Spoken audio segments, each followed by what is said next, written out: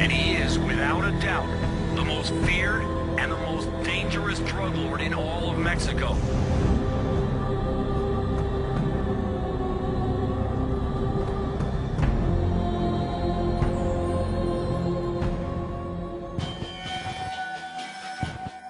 Archibaldo Guzmán Loera, conocido como Joaquín alias El Chapo, nació el 4 de abril de 1957 en La Tuna, población del municipio de Badiraguato, donde en la década de los años 40 prosperó el cultivo de la amapola, donde son comunes apellidos como Félix, Caro, Gallardo y Arellano.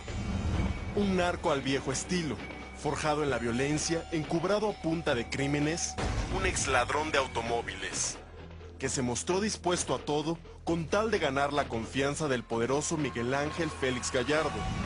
Como los gatos, el Chapo cae siempre parado. En la década de los años 80, estuvo sujeto a proceso por delitos contra la salud, debido a sus nexos con la banda de Félix Gallardo, pero fue absuelto, según el juez por falta de elementos. Al Chapo Guzmán jamás le fue dictada una sentencia por narcotráfico. Las penas que purgaba en el penal de alta seguridad de Puente Grande eran por cohecho y asociación delictuosa. Una sentencia de 20 años y 9 meses. El homicidio de Enrique Camarena Salazar, ocurrido en 1985, hunde a Caro Quintero, Ernesto Fonseca y Miguel Ángel Félix Gallardo, entonces principales y visibles cabezas del narco.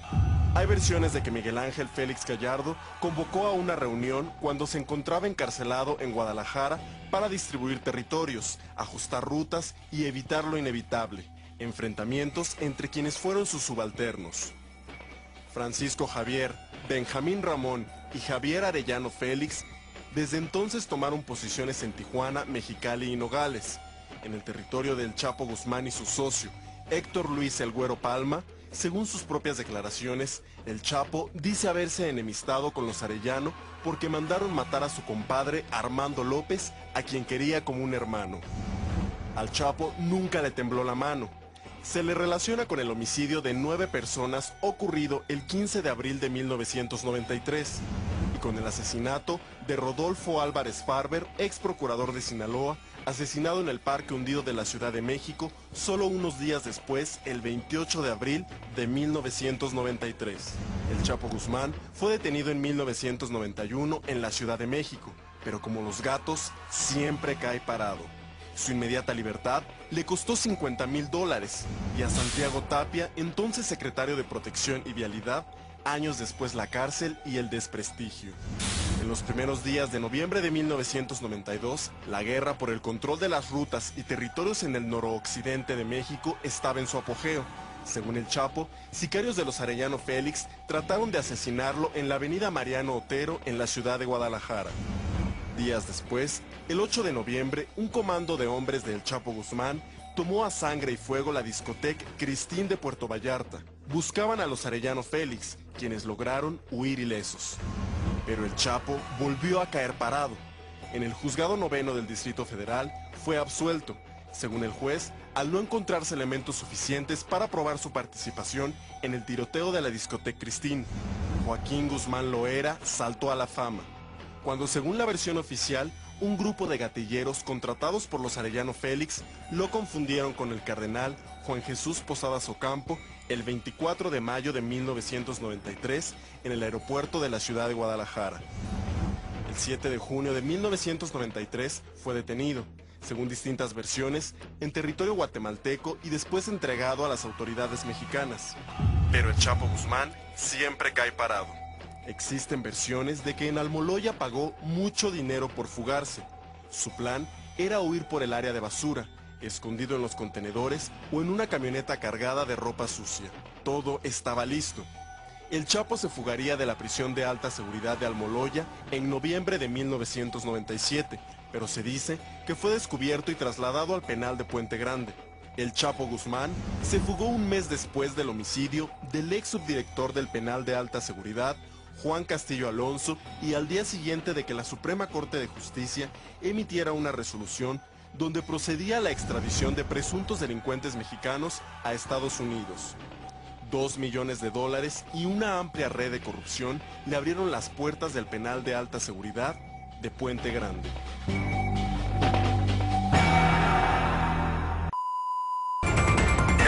más buscado ahora por Estados Unidos es un mafioso de talla internacional.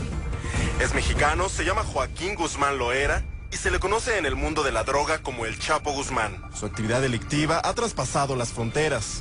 Sus aliados comienzan en México y terminan en el Cono Sur. Hace 8 meses utilizó una nueva identidad y con ella se trasladó a Buenos Aires, Argentina. Su esposa y su hijastra lo acompañarían en la nueva aventura, siempre con la intención de buscar nuevas rutas y más aliados para el trasiego de estupefacientes. Es un hecho. El Chapo vivió en la capital bonaerense durante 8 meses y hasta marzo de este año. Fuentes oficiales así lo han revelado recientemente en las agencias de noticias argentinas. Aunque la investigación no revela muchos detalles de la estadía del narcotraficante mexicano en Argentina, se sabe que durante su paso por el Cono Sur, es posible que haya instalado un nuevo centro de producción de drogas sintéticas. Los pasos del Chapo en Argentina han dejado huella en Buenos Aires, Córdoba y Santa Fe.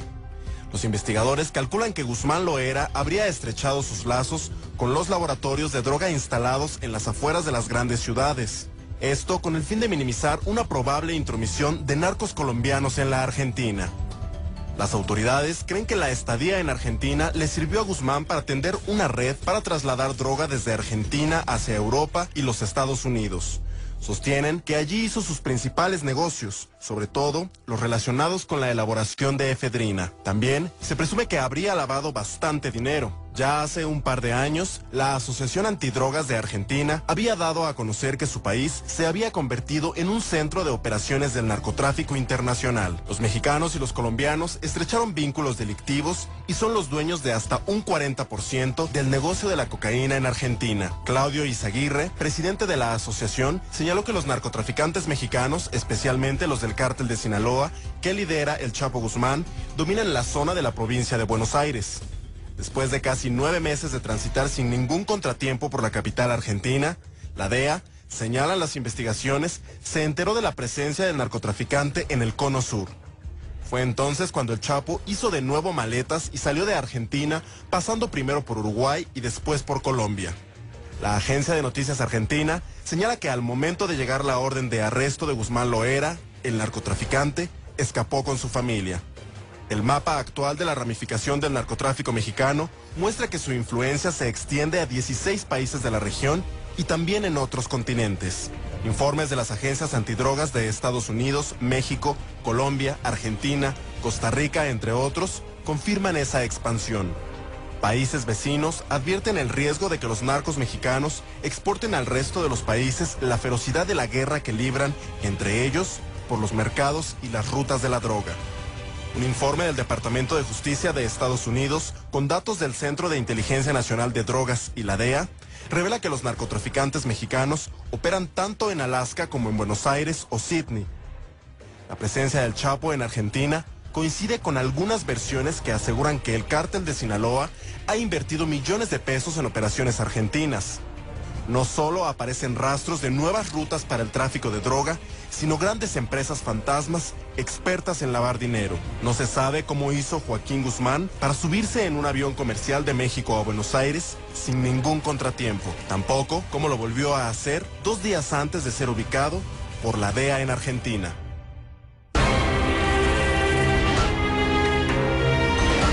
En 1996, Juan Arriaga Rangel, un turista mexicano, llegó a Buenos Aires acompañado de su esposa, 5 hijos y varios escoltas. Arriaga Rangel era en realidad Amado Carrillo Fuentes, el mafioso más buscado del momento. Se le conoció como el Señor de los Cielos por habilitar una flota de aeronaves DC-8 para transportar droga hacia los Estados Unidos. En 1999, la Interpol México y la Aduana de Estados Unidos arrojaron resultados reveladores. El cártel de Juárez había lavado más de $40 millones a través de la financiera Mercado Abierto. Quien dirigía la compañía argentina era el inversionista Aldo Ducler, exfuncionario de la dictadura militar, asesor del exgobernador de Tucumán y del excantante Ramón Palito Ortega.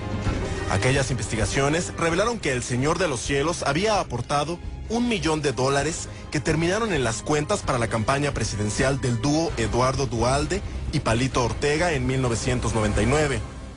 Amado Carrillo se enamoró del Cono Sur. Vivió en un apartamento de lujo en la colonia La Recoleta y por medio de testaferros argentinos compró campos, finjas y hasta un hotel en el Mar de la Plata. Las investigaciones argentinas señalan que Amado Carrillo compró también una petrolera, el Hotel Turbillón ubicado frente a la costa, la Estancia Rincón y otras propiedades ubicadas en barrios residenciales. El cártel de Juárez habría realizado operaciones de lavado de dinero por 12 millones de dólares solo en Argentina. Para la agencia antidrogas estadounidense, la DEA, no hay duda. Joaquín El Chapo Guzmán es el nuevo padrino del mundo de las drogas. O por lo menos, eso es lo que asegura Forbes. Según la revista, un alto funcionario de la DEA, de quien nunca reveló su identidad, confió que El Chapo es el nuevo mandamás en el mundo criminal.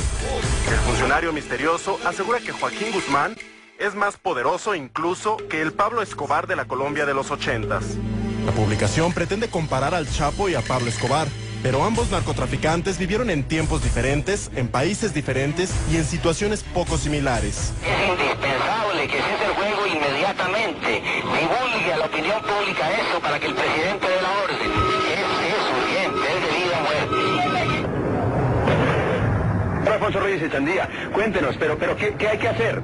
Pues que el presidente de la República dé finalmente la orden de que cese el fuego. Inmediatamente. Comparar la guerra de las drogas de México con la guerra de Colombia podría ser un ejercicio infructuoso.